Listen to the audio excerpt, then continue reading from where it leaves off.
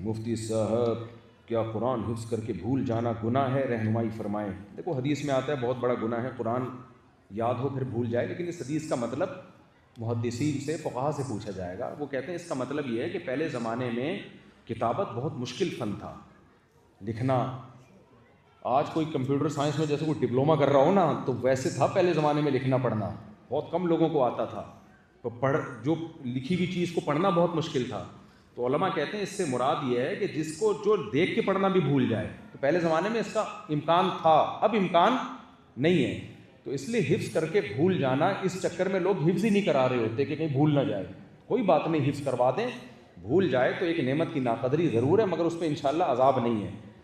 ہوتا یہ ہے کہ ایک دفعہ حفظ کر لینا، پھر بے شک بھول بھی جائے، پھر بھی قرآن سے اس کا کچھ نہ کچھ رشتہ رہتا ہے۔ باقی ہے نعمت کی بہت بڑی ناقدری کہ اللہ نے آپ کو قرآن کی نعمت دی اور آپ بھول گئے، ناقدری بہرحال ہے، لیکن اس پہ وہ عذاب نہیں ہے جو بتایا جاتا ہے۔ مفتی صاحب پھر دو شادی تو مجھے بنواؤ گے یہاں پہ؟ بھائی یہاں انلیگل ہے تو کیوں مجھے پابندیاں لگوا رہے ہو یار؟ مولانا طارق صاحب کو بھی وینی پیک آنے کی درخواست کریں، انشاءاللہ آپ کا پیغام پہنچا دیں گے ہم۔ ہماری مسجد میں حفظ پروگرام رواں دواں ہے، جس میں تقریباً 20 بچے حفظ کر رہے ہیں، ان کی رہنمائی کریں اور پاکستانی مدارس سے کمپیئر کریں، یہاں بہت ہی پیار محبت سے ان کو پڑھایا جاتا ہے۔ یہ بات تو ہے، ہمارے پاکستان میں بعض مدارس، سب نہیں، قصائی میں اور قاری صاحب میں کوئی فرق نہیں ہے۔ یہ ہیں ہاتھ توڑ دیا، ٹانگ توڑ دی، یہ کمپلین آ رہی ہوتی ہیں۔ سب قاری ایسے نہیں ہوتے، لیکن میں نے 60 بچے تھے میرے پاس مدرسے میں، جامعۃ الرشید میں 60، جن کو میں پڑھاتا تھا۔ ایک کتاب تھی تعلیم الاسلام، اور میرے سامنے ایک ٹیچر بیٹھا کرتے تھے، بات بہت پرانی ہو گئی، ان ٹیچر کو بھی یاد نہیں ہوگا کہ میں ان کی بات کر رہا ہوں، اس لیے غیبت نہیں ہے انشاءاللہ اس میں۔ وہ بھی انہی 60 بچوں کو پڑھاتے تھے، یعنی وہ جیسے ہوتا ہے نا سیکشن اے اور بی، ان کلاس ایک ہی تھی، 120 بچے تھے، تو 60 میرے پاس، 60 ان کے پاس۔ اچھا، جب مجھے بچے دیے گئے پڑھانے کے لیے تو مشہور یہ تھا کہ بچے مار کے بغیر نہیں پڑھتے، بچوں پہ بہت سختی کرنی پڑتی ہے، جب بچوں کو پڑھاؤ گے تو پتہ چلے گا، بچوں کو مارے بغیر نہیں پڑھایا جا سکتا۔ میں نے پورے سال، مجھے نہیں یاد پڑتا کسی بچے کو ہاتھ بھی لگایا، ہنس کھیل کے ان کو پڑھایا، لطیفے سنا کے، مذاق کر کے، سب سبق یاد کرتے تھے، اور میرے سامنے بچے مرغے بنے ہوئے ہوتے تھے۔ مرغا تو بھول گئے ہو گے آپ لوگ، بھول گئے مرغا کیسے بنتے تھے، اسکولوں میں ہیلی کاپٹر بنتے تھے، یہاں تو سب بھول چکے ہو آپ نے یہ والے ہیلی کاپٹر دیکھے جو ہوائی جہاز میں اڑ رہے ہیں، اور مرغے، بھائی وہ اصل مرغے ہوتے تھے جو ہم اسکولوں میں بنتے تھے، کتنی ٹینشن ہوتی تھی یار اس میں۔ تو مجھے لگا کہ یار یہ نا ایک دماغ میں بلا وجہ کا ایک بسا لیا لوگوں نے کہ بچہ مار کے بغیر پڑھ نہیں سکتا۔ ان ملکوں میں بھی آؤ دیکھو، بغیر مار کے ماشاءاللہ پڑھ رہے ہیں۔ نبی صلی اللہ علیہ وسلم کی خدمت کے لیے حضرت انس کی والدہ نے حضرت انس کو آپ کے حوالے کیا، 10 سال کے بچے تھے آپ، اور 10 سال نبی کی خدمت میں رہے ہیں وہ۔ حضرت انس فرماتے ہیں نبی کے اخلاق ایسے تھے، 10 سال میں نبی نے کبھی نہ مجھے ڈانٹا نہ کبھی جھڑکا، کبھی بھی نہیں۔ تو بچوں کے ساتھ نبی کی سیرت ہمارے سامنے موجود ہے، تو اللہ کرے یہ بات ہمارے ہاں بھی قاریوں کو سمجھ میں آ جائے۔ وہ اپنی فرسٹریشن نکال رہے ہوتے ہیں، میرا خیال ہے کوئی اپنی ٹھڑک ہوتی ہے، کوئی کبھی بیوی سے جھگڑا ہو گیا، ادھر آ کے کوٹ دیا، تو یہ بہت غلط ہے۔ لیکن الحمدللہ اب ہمارے ہاں بھی اس سے بہت سختی ہو رہی ہے، کیمرے لگ رہے ہیں اب جگہ جگہ، جس سے دیکھا جاتا ہے کہ بھئی، میں نے تو پابندی لگائی ہوئی ہے، میرے سے تو جب فتویٰ لیا جاتا ہے نا، قاری صاحب کہتے ہیں بچوں کو مارنا جائز ہے، میں کہتا ہوں ہاتھ لگانا بھی جائز نہیں ہے، آپ پڑھا سکتے ہو پڑھاؤ، نہیں تو پتلی گلی سے نکلو۔ ہاتھ بھی بچے کے صرف سر پہ ایسے ہاتھ لگا کے پیار کیا جائے گا، بس سر پہ ہاتھ رکھا، آپ آدرانہ بچے ہونا، ایسے ہاتھ رکھا، اپنے ماں باپ کے تو بچے ہی ہونا بھائی، تو اس سے زیادہ ہاتھ لگانے کی بھی اجازت نہیں، مارنا تو دور کی بات، ٹچ کرنے کی بھی اس زمانے میں اجازت نہیں ہونی چاہیے۔ تو اگر اس کو فالو کر سکتے ہیں تو بچوں کو پڑھاؤ، ورنہ قاری صاحب کو بولو پتلی گلی سے نکلو۔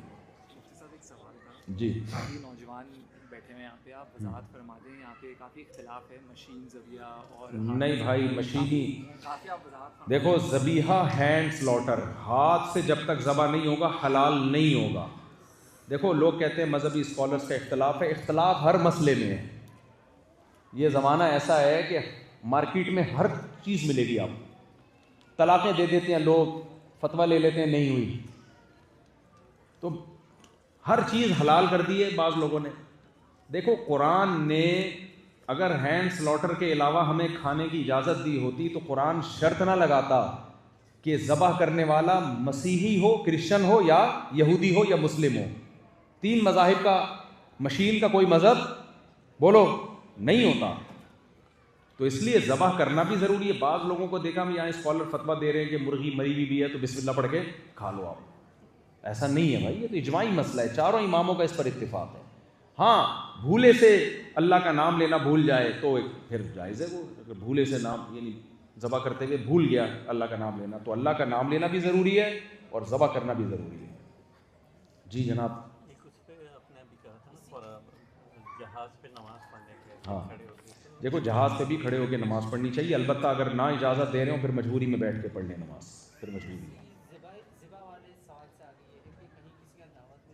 جی کسی کے دعوت میں جاتے ہیں, اگر پتہ نہیں ہے تو ان میں ہی کھائیں. اس سے پوچھیں کہ کہاں سے گوشت خریدا ہے, تحقیق کرنی پڑے گی. مسلم کنٹری میں تحقیق کرنے کی ضرورت نہیں ہے کیونکہ بکتا ہی حلال ہے. غیر مسلم کنٹری میں آپ پر تحقیق لازم ہے, جب تک اطمینان نہ ہو آپ نہیں کھا سکتے. جی جی جی ہونا تو یہ چاہیے تھا کہ استنجا ٹوٹ جائے. جی یہ اس میں کیا لاجک ہے وضو ٹوٹ جائے؟ دیکھیں جسم سے گندگی نکل جائے, ہوا خارج ہو جائے تو وضو ٹوٹ جاتا ہے, اس میں کیا لاجک ہے؟ ہمیں بتایا نہیں گیا کہ اس میں کیا لاجک ہے. کچھ احکام کہتے ہیں امر تعبدی. تعبدی کا مطلب یہ ہوتا ہے کہ جو بطور عبادت ہم کرتے ہیں, اللہ نے ہمیں آرڈر دیا ہمیں کرنا ہے, تو اس کی حکمت ہمیں بتائی نہیں گئی ہے. زندگی کی سوال ہے تو پھر یہی میرا سوال ہے, پھر تو استنجا ٹوٹ جانا چاہیے. نہیں استنجا نہیں, وہ تو ناپاکی کوئی لگی تو نہیں ہوتی نا اس کا. وضو بس اللہ نے حکم دے دیا. دیکھیں اسلام چاہتا ہے کہ آپ کسی بھی بہانے سے بار بار چہرہ دھو, اپنا ناک میں پانی ڈالو, صفائی کرو, تو اس کے لیے کوئی تو معیار بنانا تھا نا. بہت سے مفتیان کے فتوے ہیں جی تھوڑی سی اگر ہوا نکل جائے جی تو آپ کو وضو کرنے کی ضرورت نہیں ہے, یہ موجود ہے. نہیں غلط ہے فتویٰ, یہ غلط ہے فتویٰ. کام کی وجہ سے جمعے کی نماز رہ جاتی ہے, حرام ہے بھائی, جمعہ نہیں چھوڑ سکتے کچھ بھی ہو جائے. شہر میں رہتے ہو تو جمعہ پڑھنا پڑے گا. اپنے باس کو لیٹر لکھ کے دو, پرمیشن لو اس سے, اضافی اس دن جمعے کے دن ایکسٹرا کام کرو. آپ بولو مجھے 1 گھنٹے کی چھٹی دے دو, میں ایکسٹرا 1 گھنٹہ اور ورک کروں گا, تو اب اجازت مل جائے گی انشاءاللہ. مفتی صاحب آپ کی پراپرٹی میں بہن اور بیٹی کا حصہ جو ہے اس پر وضاحت کر دیں. بہن کا نہیں بیٹی کا حصہ ہوتا ہے, بیٹی نہ ہو اور بیٹا بھی نہ ہو تو پھر بہن کا حصہ ہوتا ہے. تو جس شخص کا انتقال ہو جائے تو اس کی پراپرٹی میں بیٹی کا آدھا اور بیٹے کا دگنا. اگر کسی نے مثال کے طور پر 3 لاکھ روپے چھوڑے ہیں تو بیٹے کو 2 لاکھ ملیں گے, بیٹی کو 1 لاکھ. یہاں اکثر خواتین کہتی ہیں ہمیں آدھا کیوں مل رہا ہے, ہم بھی تو انسان ہیں. بھائی آپ پہ ذمہ داریاں آدھے بالکل بھی نہیں ہیں. آپ کے بھائی کو 2 لاکھ ملے, جب بھائی کی شادی ہوگی ولیمے کا خرچہ, اسلام میں بارات نہیں ہے, تو شادی پہ ولیمے کا خرچہ کون اٹھائے گا؟ بولتے رہو جلدی جلدی. بھائی. مہر کا خرچہ کون دے گا؟ بھائی یعنی بھابھی کے لیے. اور گھر میں نان نفقہ, سامان جتنے بھی جو کچھ فرنیچر وغیرہ, گیس کا بل, بجلی کا بل کون دے گا؟ بھائی. پھر بیگم کے بچہ پیدا ہو رہا ہے اس کا خرچہ بھائی, بیگم کا خرچہ بھی, آگے بچوں کا خرچہ بھی, اس کی تعلیم کا خرچہ بھائی. وہ 2 لاکھ بچے اس کے پاس. اور جب بہن کو 1 لاکھ روپے ملے, اس کی شادی ہوگی, اس کی شادی پہ خرچہ یہ اٹھائے گی, اس کا ہونے والا میاں اٹھائے گا. میاں بارات تو ہے ہی نہیں اسلام میں. سمجھ آ رہی بات؟ گیس بجلی کا بل کون دے گا؟ یہ دے گی, اس کا میاں دے گا. ابے بول لو یار, تو مجھے تو لگ رہا ہے تم لوگ پھنس رہے ہو,